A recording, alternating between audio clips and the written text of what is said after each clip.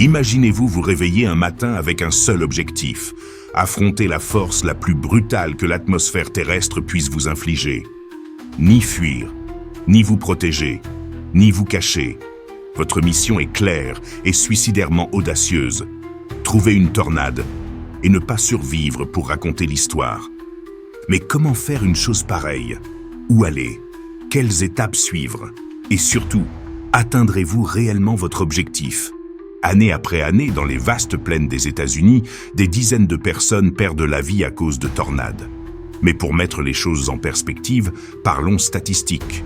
En moyenne, environ 80 personnes meurent chaque année aux États-Unis à cause de ces monstres du vent. Et si l'on considère 2 décennies, entre 1996 et 2016, la probabilité de mourir d'une tornade n'était que de 0,16%.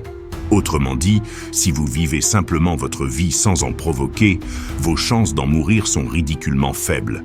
Donc, si vous envisagez de tenter le destin, vous allez devoir faire des efforts. La première étape vers une rencontre fatale est de choisir le bon endroit. Car en matière de tornade, tous les États ne misent pas sur le même sort. Le Texas, par exemple, est le champion incontesté en termes de chiffres. Depuis 1997, il a enregistré en moyenne environ 135 tornades par an. Il a également été le théâtre d'environ 416 tornades meurtrières, avec un bilan dévastateur. Près de 2100 morts. Mais étonnamment, ce n'est pas l'endroit le plus mortel.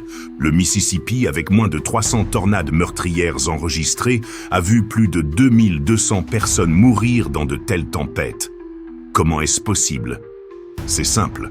Ce n'est pas tant le nombre de tornades qui compte, mais la capacité de la population à y faire face. Lorsque le ciel s'assombrit et que le grondement approche tel un train inarrêtable, tout dépend de l'endroit où l'on se tient ou où l'on se cache. La plupart des décès causés par les tornades ne sont pas dus à la force du vent lui-même, mais à ce qu'il transporte. Débris projetés, morceaux de maisons, arbres transformés en lances, voitures emportées comme du papier. Dans ce scénario apocalyptique, vivre sous terre est la différence entre la vie et la mort. Un abri souterrain en béton n'est pas seulement une bonne idée, c'est votre seul espoir. Lorsque la redoutable tornade de force 5 a frappé la ville de Moore, en Oklahoma, le 20 mai 2013, un homme nommé Charles Taber s'est abrité dans une petite boîte en béton sous son jardin. Il l'avait installée 2 semaines plus tôt, et c'est grâce à elle et à elle seule qu'il a survécu, tandis que tout autour de lui s'est arraché du sol comme si rien n'avait jamais existé. Pourquoi sous terre? Parce que les débris volent au-dessus de nos têtes, parce que le vent cherche ce qui dépasse, pas ce qui se cache, à moins que la porte ne cède. Et oui, c'est le cas, vous survivrez pour raconter l'histoire, si vous ne cherchez pas à y mourir. Si vous pensez pouvoir affronter une tornade sans creuser, plusieurs options s'offrent à vous. Les abris hors sol, conçus avec des matériaux renforcés et des ancrages spécifiques, se sont révélés être des alternatives étonnamment efficaces. Mais il y a un problème. Une confiance aveugle dans une mauvaise conception peut vous coûter la vie. En mai 2014, la tornade qui a frappé Vilonia, dans l'Arkansas, a ravagé la communauté de Mayflower. Une personne a perdu la vie lorsque la porte de son abri a été arrachée par un gros débris. La porte, en acier composite creux standard, n'était pas conçue pour un tel incendie. Il s'agissait d'une erreur de conception, une erreur qui ne devrait pas se reproduire. Et pourtant, cette même année à Moore, 16 abris hors sol se trouvaient directement sur la trajectoire de la tornade. Tous ont résisté, aucun n'a cédé, tous leurs occupants ont survécu. La différence, la qualité, la préparation, le design et un peu de chance. Le chemin vers la mort à cause d'une tornade ne se résume pas à foncer dans les nuages tourbillonnants et à s'attendre au pire. Les chances sont contre vous, à moins de vous trouver au mauvais endroit, au mauvais moment, sans protection, et que la tornade soit suffisamment puissante pour vous tuer. Vous en sortirez probablement vivant. Les chasseurs d'orage professionnels qui plongent au cœur de la tempête avec des caméras, des capteurs et beaucoup de courage passent des années à essayer de capturer l'instant parfait, et la plupart ne le trouvent jamais. Cela en dit long. Les tornades les plus dangereuses sont celles de catégorie EF4 ou EF5, capables d'arracher des maisons de leurs fondations, de projeter des camions comme des jouets et de transformer un quartier entier en champ de bataille en quelques secondes. Mais même elles ne tuent pas avec certitude, car la survie dépend de 1000 facteurs. La structure du bâtiment, le type de débris, la trajectoire exacte de l'entonnoir et, oui, la chance. L'ironie, c'est que même en faisant de votre mieux pour mourir dans l'un d'eux, vous pourriez survivre. À l'inverse, si vous ignorez tous les signes et sous-estimez le monstre, vous pourriez devenir une simple statistique, sans même essayer. Dans la culture des tornades, le sous-sol est la Mecque de la survie. Si vous ne disposez pas d'un abri souterrain conçu pour résister aux vents violents et aux projectiles mortels, la meilleure option est de chercher la pièce la plus basse et la plus intérieure de votre maison. Et ce n'est pas une supposition poétique. C'est un fait confirmé par l'expérience de centaines de communautés frappées par de violentes tempêtes.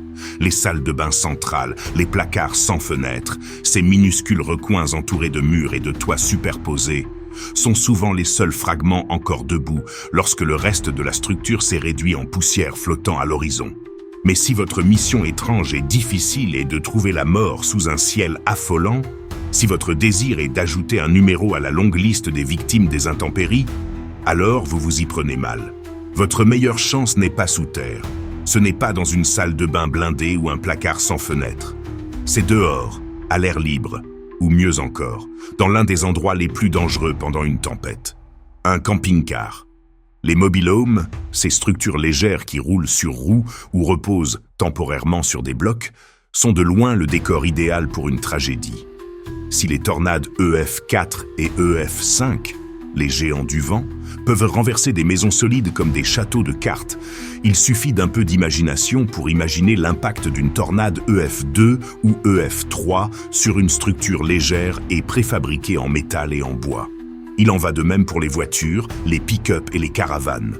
Tout ce qui possède des roues se transforme rapidement en projectiles ou en charniers lorsque le vent se déchaîne.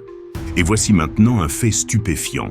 Bien que moins d'une maison sur 20 aux États-Unis soit un mobile home, plus de la moitié des décès causés par les tornades depuis 1996 s'y sont produits. Oui, vous avez bien entendu, 53% des vies perdues lors de ces tempêtes se trouvaient dans des maisons qui, dès le départ, n'avaient aucune chance de survie. Voulez-vous emprunter cette voie? Il faut alors être stratégique. D'abord, repérer une zone à haut risque où les tornades non seulement se produisent, mais sont fréquentes. Ensuite, trouver un point vulnérable dans cette zone.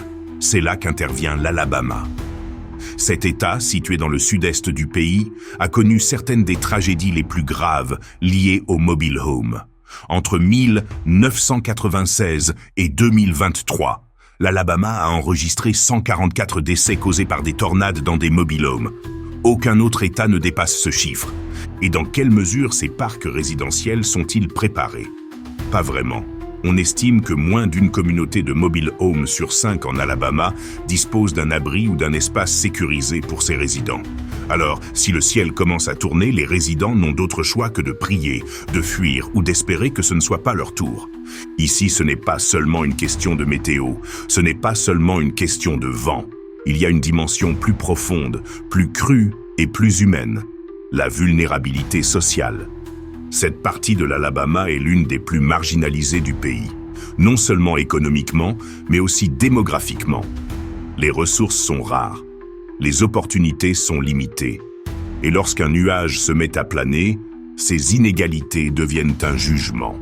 Une étude majeure menée par les chercheurs Steven Strader et Walker Ashley a révélé un chiffre choquant. L'impact des tornades sur les mobile homes est 4,5 fois plus important en Alabama que dans les plaines centrales, ces régions du pays que nous associons traditionnellement aux tornades. 4,5 fois plus dangereux. Non pas à cause de leur fréquence, mais à cause de la fragilité de l'environnement et de l'exposition de la population. L'une des phrases les plus marquantes issues de cette recherche ne parle pas de cyclone ni de vitesse, mais de société. Les catastrophes ne sont pas des événements isolés, ce sont des constructions sociales. Elles surviennent lorsque des catastrophes naturelles comme les tornades se conjuguent avec les vulnérabilités humaines.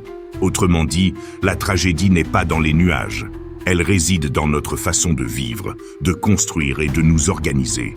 Alors, si vous souhaitez augmenter vos risques de mourir d'une tornade, déménager dans un parc de mobile homes du centre de l'Alabama ne serait pas une mauvaise idée. Et pourtant, même là-bas, les probabilités sont encore faibles. Avec un taux moyen d'environ 9 décès par tornade par an au cours des 4 dernières décennies, cette statistique vous confronte à une réalité inattendue, 1 sur 575 000. C'est votre risque annuel de mourir d'une tornade, même au cœur du danger. Alors oui, vous pouvez vous installer dans la région la plus vulnérable, sur la structure la plus fragile. Et pourtant, les chances que cet entonnoir de destruction vous passe dessus, au bon moment et avec la bonne intensité, restent infimes. Mourir d'une tornade ne signifie pas seulement être au mauvais endroit. Il faut être au mauvais endroit, au mauvais moment, et que le destin s'ennuie au point de vous remarquer. Quand le ciel vire au vert et que l'air sent le métal, peu importe où vous êtes, ni dans quel type de structure vous vous abritez. Car dans les moments cruciaux, la survie ou la mort ne dépend pas du hasard, mais des décisions que vous prenez lorsque le temps presse. Et ce temps, en cas de tornade, ne vous laisse pas beaucoup de marge de manœuvre. En moyenne, vous disposez d'un peu plus de 10 minutes entre le moment où un avertissement officiel est émis et celui où l'entonnoir atteint votre porte. 10 minutes. 600 secondes, juste assez de temps pour courir vous mettre à l'abri, réveiller vos enfants ou commettre la pire erreur de votre vie. La plupart des gens ne sont pas équipés pour réfléchir clairement sous cette pression, mais malgré cela, la technologie moderne vous offre un avantage. Si vous avez un smartphone dans votre poche, vous recevrez probablement une alerte automatique si vous vous trouvez dans la zone de danger. Et ce son aigu et glaçant pourrait bien être le seul obstacle qui vous sépare d'une mort insensée. Mais si vous voulez échouer, si vous voulez faire partie des statistiques, il vous suffit d'ignorer tout cela. Mettez votre téléphone portable en mode silencieux. Attendez que les bonnes vieilles sirènes d'alerte retentissent, celles qui, espérons-le, se déclencheront à temps, même si bien sûr elles pourraient ne pas retentir. Il arrive que les sirènes retentissent après le passage de la tornade, ou qu'elles ne retentissent pas du tout. Et quand elles retentissent, il arrive que personne ne réagisse. L'excès de fausses alertes a créé une dangereuse routine d'indifférence. Ce n'est probablement rien, pense-t-il. Et parfois, ce n'est pas le cas. Mais d'autres fois, c'est tout. Et si vous voulez vraiment survivre, même sans téléphone portable, il existe des solutions. Une petite radio météo NOAA, portable et peu coûteuse, peut s'avérer indispensable. Elle fonctionne même en l'absence de réseau téléphonique, même en cas de panne de courant. Vous pouvez également suivre votre météorologue local sur les réseaux sociaux. Quelqu'un qui vit près de chez vous connaît les conditions météorologiques et peut vous avertir plusieurs jours à l'avance de l'approche d'un événement grave. Mais bien sûr, tout cela nécessite une préparation. Et si vous préférez devenir une réalité indélébile sur un tableau des décès, ignorez-la. Imaginons maintenant le pire scénario. Vous êtes dans un mobile home. Vous savez que c'est dangereux. Le ciel est devenu menaçant. Que faites-vous? Les experts sont unanimes. Sortez au plus vite. N'essayez pas de repousser le vent à l'intérieur. Montez dans votre véhicule et dirigez-vous vers le bâtiment le plus proche, construit pour résister au vent. Une église, un supermarché, une école. N'importe quel endroit avec un sous-sol ou une structure en béton armé. Personne à proximité? Alors, conduisez. Mais pas vers l'horizon de la tempête. Si la tornade se dirige vers l'est, dirigez-vous vers le sud, perpendiculairement à sa trajectoire. Éloignez-vous de sa trajectoire directe aussi vite que possible. Nous entrons ici en terrain délicat. Pendant longtemps, les météorologues ont hésité à formuler cette recommandation. Pourquoi? Parce qu'en pleine panique, la logique s'effondre. Calculer la direction d'une tornade en mouvement, le cœur serré et l'esprit embrumé, peut s'avérer une tâche impossible. Et lorsqu'on se trompe, l'erreur peut être fatale. Retour en arrière. Nittany-City, Wichita Falls, Texas. Une tornade de force EF4 menace la ville. De nombreuses personnes, paniquées, sautent dans leur voiture et tentent de fuir. Mais elles ne savent pas où aller. Certaines se retrouvent directement dans la tornade. Bilan, une 12aine de morts. Et le plus ironique, beaucoup des maisons qu'elles ont laissées derrière elles, celles qu'elles pensaient détruites, n'ont même pas été égratignées. Mais il y a un autre côté à cette histoire.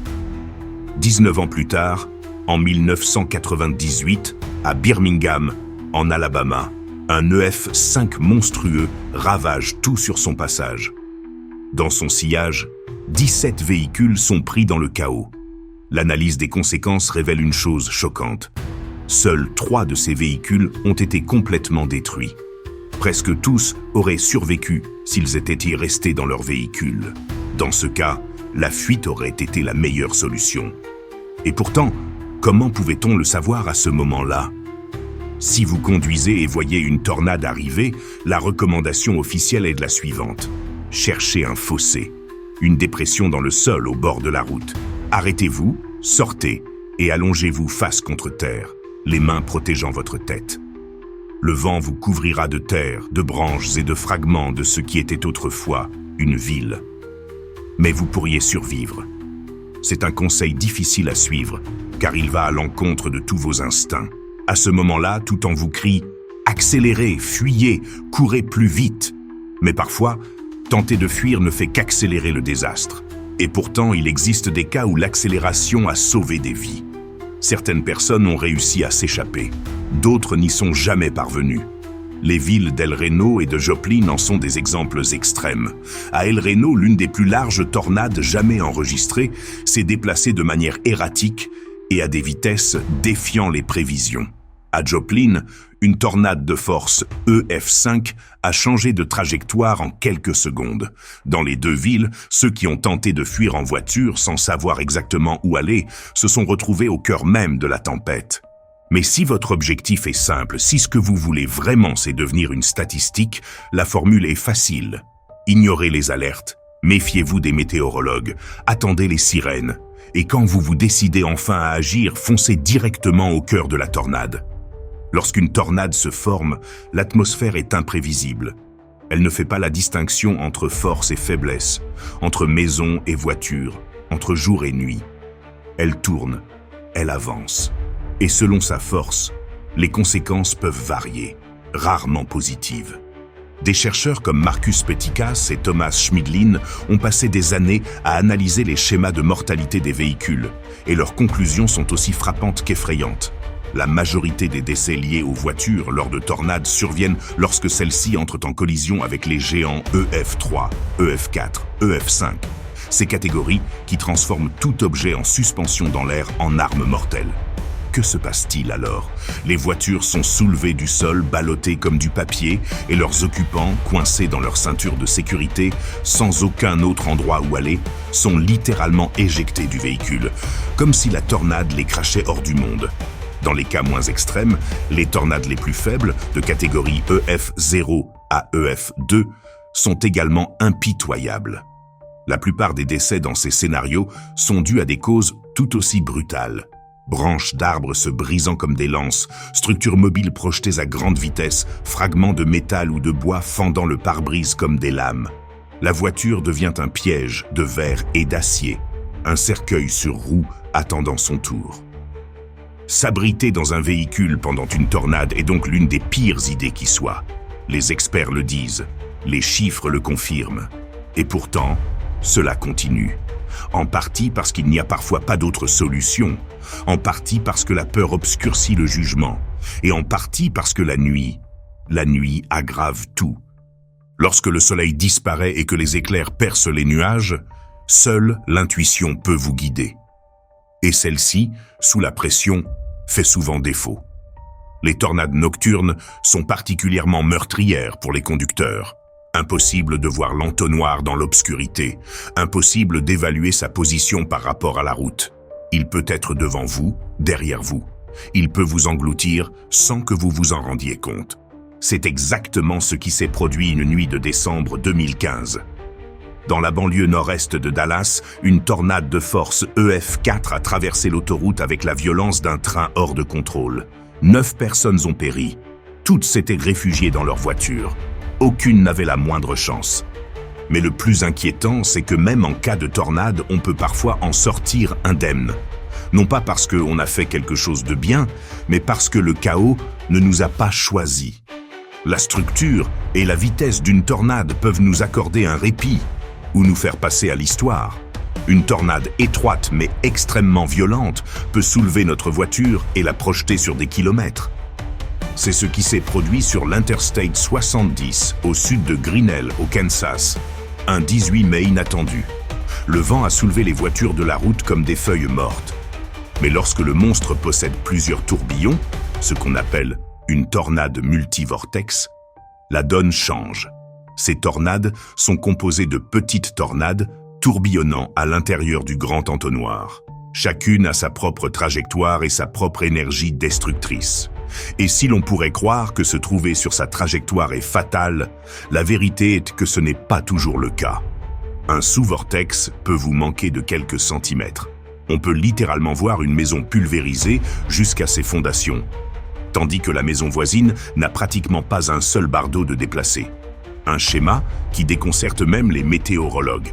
Mais ne vous y trompez pas, certaines tornades ne vous épargnent pas ces petites marges. L'exception se produit lorsqu'elles se déplacent lentement, rampant presque sur le terrain comme une bête affamée et sans hâte. Dans ces cas-là, les tourbillons tournent sans cesse autour du même point, comme s'ils nettoyaient minutieusement la zone.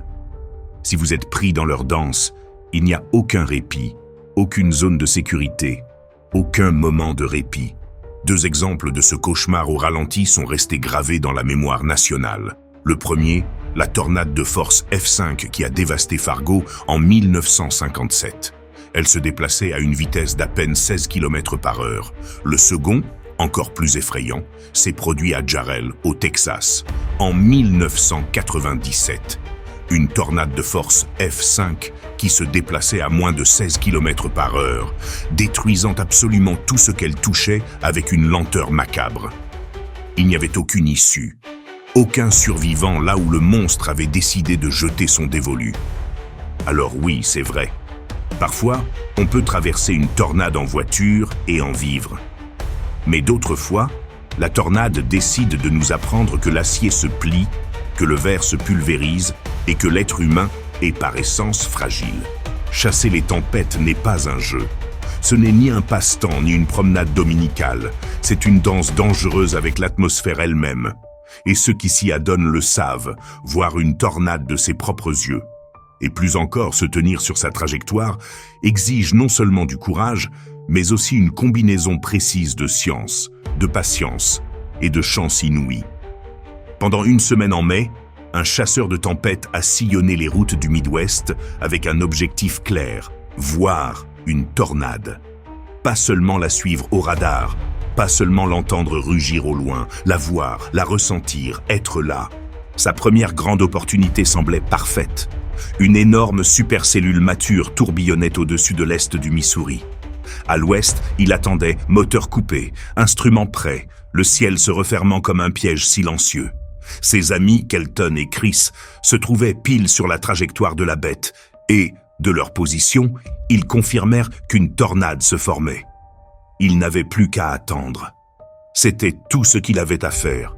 Mais quand la tempête arriva enfin, il n'y avait plus de monstre, juste un épais mur de nuages gris, comme un rideau tombé sans spectacle. La tornade s'était dissipée quelques kilomètres avant de l'atteindre. Rien. Silence. Frustration. Pendant 2 heures, il le suivit à distance. Il le poursuivit sur des routes de campagne qui devenaient plus étroites, plus incertaines, à mesure que le jour tombait. Et lorsque la nuit tomba, et que les routes devinrent trop dangereuses, il n'eut d'autre choix. Il tourna le volant et roula vers l'ouest, à la recherche d'un hôtel. Cette nuit-là, pendant son sommeil, la tempête, oui, la même, se réorganisa et déchaîna sa fureur sur Somerset et London dans le Kentucky. 19 personnes périrent. 2 jours plus tard, une autre opportunité se présenta.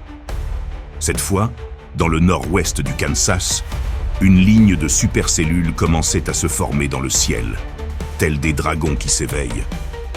Il était là, prêt à affronter toute éventualité. Mais quelque chose changea. À environ 2 heures au sud, un nouveau rapport arriva. Une violente tornade approchait rapidement de Scott City. Il n'hésita pas. Il abandonna la tempête devant lui et se dirigea précipitamment vers l'est.